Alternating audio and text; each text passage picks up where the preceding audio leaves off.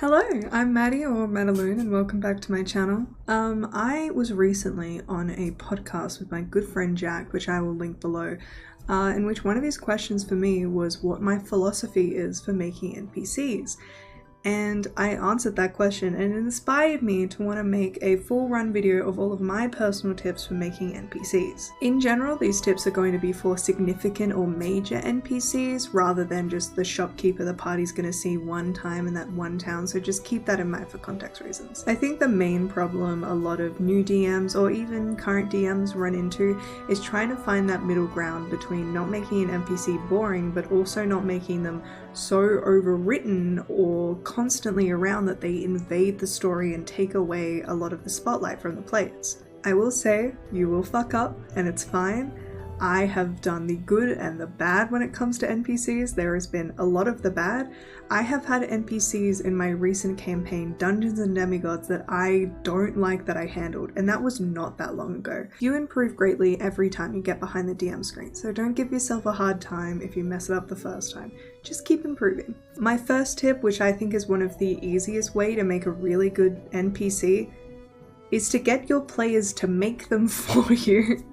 While this might come across as really lazy, if an PC is making their own NPC, they're immediately going to care about that NPC because it's their baby. It also makes a really cool collaborative world building experience between you and your players. Oftentimes I will ask my players, tell me about your parents. I want to know their name. I want you to tell me some fun facts about them. So then when their parent actually shows up and those certain characteristics they had written down come to light, they can think, I came up with that, that's my baby. Or if your campaign is going to take place in a major group setting like a school or a small town or something like that, have your players come up with the various figures at this place. Have them come up with some of their teachers, some of their fellow students, have them come up with the mailman or the mayor or things like that. They will make NPCs that they would like to interact with, and will also seek out interactions with those NPCs because they made them. On a similar vein, you can always ask your players what NPCs they want to see in the story. For example, whenever I start out an actual play, I'll always ask the players, hey, what NPCs do you really like? And they'll often chuck some archetypes at me. For example, in Dungeons and Demigods, my player Faye let me know that she likes catty gays, so I made Sasha. I'm sorry, we don't exactly know how to do, like, where do you land it? Because we just keep hitting the grass. And he's like, oh, okay, look at the target, okay? I want you to picture it is the person that you hate the very most and you want to kill them, okay? Go ahead. Anyway, sorry, explain? You cannot say that to children. That cannot be the only instruction you give them. Always make NPCs for a reason. Always connect the making of an NPC back to the main plot, a backstory, etc. Obviously you're going to have random NPCs that are just going to have to show up, of course, but when it comes to significant NPCs that you are planning out, make sure that they are there for a reason. There are plenty of ways to use NPCs as a tool. For example, they could be a figure from a character's backstory, an antagonist, an ally, as a way to introduce a new group or society, as a way for individual players to have a moment away from the party, specifically if the NPC has something in common with one of the players that none of the other PCs have in common with them. For example, they might be a werewolf among a bunch of people who aren't werewolves, and you might bring another werewolf into the story that can provide this character with some information they weren't aware of and also some companionship. It also might provide a vehicle to be able to reveal that particular part of their character to the rest of the party. You can also use NPCs as a way to sow discord among the party or make them question themselves. For example, I've been at tables where we have been really firm on a particular moral decision we were going to make, and then we've had NPCs come in and ask questions and just sow a little bit of doubt amongst us to make us question our own choices, which always adds some really juicy elements to a story. And finally, you can use NPCs as a temptation, as to provide something or suggest something that might deter them away from their usual path, or romance. That too. But honestly, when it comes to moving the plot forward or stuff, don't worry about that. The main reason you should be making NPCs is for your party. Don't make it for yourself. Do it for them. Which NPCs are going to help bring these characters out of their shells? NPCs can be vital tools to help the players tell their own stories. One of the tips that I gave on the podcast was a little tip I like to use to help with mask individuals who might be worried about the best ways to help women feel really comfortable at their tables. And while this particular tip might not only help that, I think it's something we don't think about enough, which is this.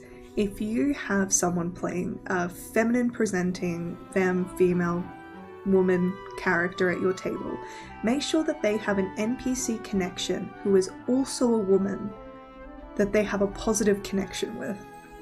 Hear me out. Oftentimes you can picture a group of men with one woman. If another female comes into the mix, oftentimes they end up rivals. I hate that. And in the real world, especially in times of strife, women often will find each other and stick to each other even if you've only known them for 2 minutes. If you've ever been in a club in the bathroom, you know exactly what I'm talking about.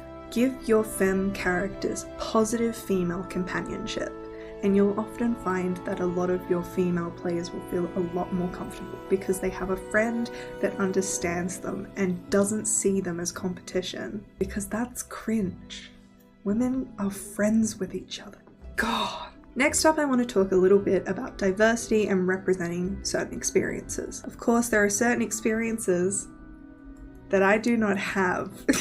But also, as a DM, I'm trying to accurately represent a realistic depiction of the world, or a world. And the world is a diverse place. Of course, I believe that if you're playing a player character, you should not represent particular cultures or experiences that you yourself aren't a part of. But when it comes to NPCs, you are trying to, as respectfully as possible, accurately depict how life is. You want to have NPCs of all genders, sizes, sexualities, cultures. You want to have disabled NPCs. Find a way to look at a certain stereotype that you would always see for a particular archetype of a character, and find a way to place someone completely different in that role. All I ask that if you're going to show a particular experience that you yourself don't share, do your research, Google it, talk to your friends, talk to your communities, ask questions, vibe it out with your players beforehand, vibe check.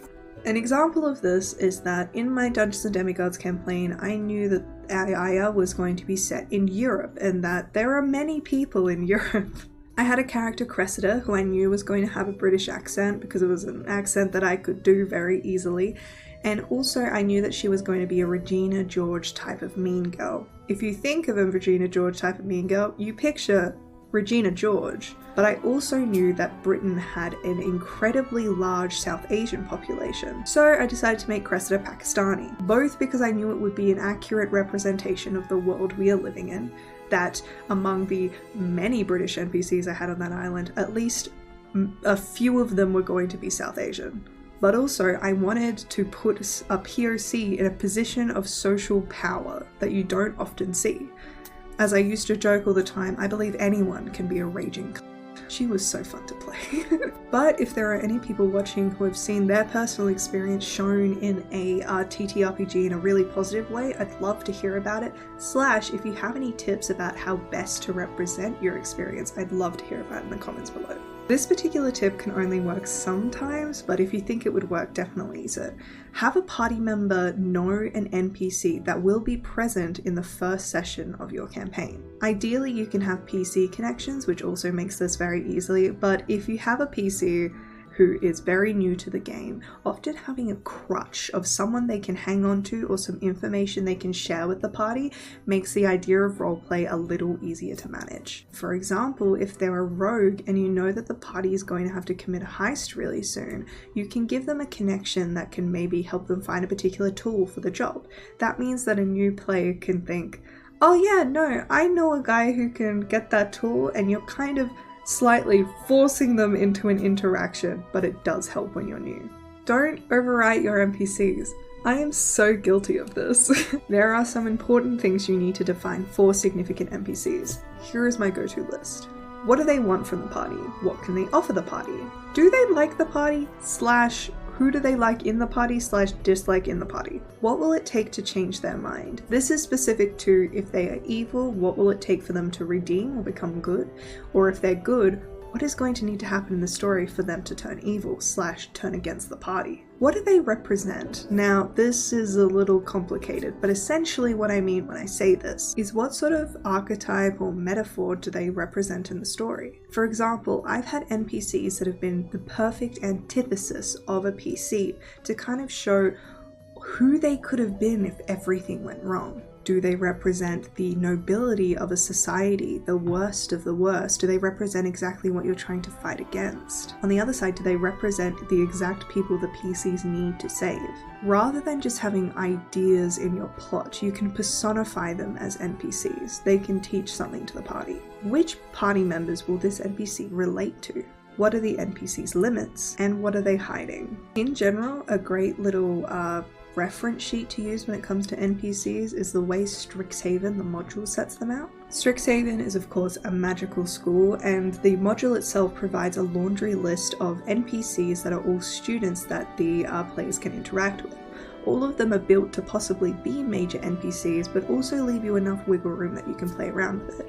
And I think the amount of information they've given and the way they've set it out is kind of perfect when you're writing major NPCs. They give the important information, their name, their alignment, their race, and then they give some extra information. I'm going to use Grayson Wildmere as an example. They say, Grayson comes from old, moneyed, influential family. To him, studying at Strixhaven is a means to an end. Learning business acumen is just as important to Grayson as his classes, so he joined the future entrepreneurs of Strixhaven. Grayson makes a point to know as much about everyone as possible, gathering information until he finds the best circumstance to use it. Having learned to pick locks, he often accesses places which is unauthorized, searching for secrets. He's become a writer for the Strixhaven Star, where he's responsible for the gossip column. His writing style is biting, and he uses his platform to expose bullies and mock ignorance. Many of his peers are leery of him, but many have witnessed him playing for poorer students books and other supplies, a fact he tries to keep secret. So in there, obviously you wouldn't have to write it out in full sentences, but you already know as a DM some character interactions you could already make. Maybe Grayson writes an article about them. You also know they might see him in the school shop paying for supplies. Maybe originally the party has an outward view of him that he's this prissy rich kid, but then you actually see a very human part of him later on. Strixhaven also includes a really interesting feature called Bond Boons and Bond Banes. There are some relationship rules and stuff, but essentially bond boons are when you know this character well enough and they really like you, something you get, and if they really hate you, something they get. And kind of coming up with those particular things is really helpful because there are always going to be positives and consequences to forming relationships with people. For Grayson, his bond boon is that if you want to buy something from the store, you get a discount. And his bond bane is that the gossip article have outrageous claims made about you.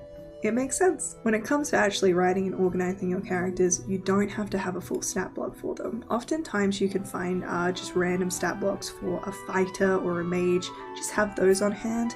What I would recommend is just coming up within your head which of the ability scores they would be the best and the worst at. That way when you're rolling random d20s in reaction to certain things in your head, you can kind of come up with some modifiers to add to it. Keep a section for notes on your NPCs. Make sure you write down their name, where they come from, what they looked like, and which voice you used. But in general, I am always prone to fall back on humor. If you make a funny little character, your party will definitely want to poke them. Well, I hope some of these tips can help you out when it comes to writing your next NPC. Maybe you learned something new. If you have any tips of your own, I want to hear all about them. Other than that, I have a bunch of tips when it comes to writing villains, so if you want me to make another video all about that, please let me know. Otherwise, be sure to check me out on TikTok, Instagram, Twitch, sometimes Twitter.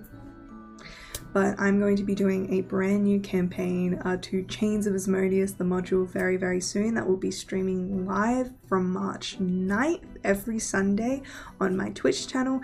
I have an incredible cast. The trailer is going to be coming out hopefully very soon, but I'm so excited. This campaign is going to be levels 11 to 20. Yes.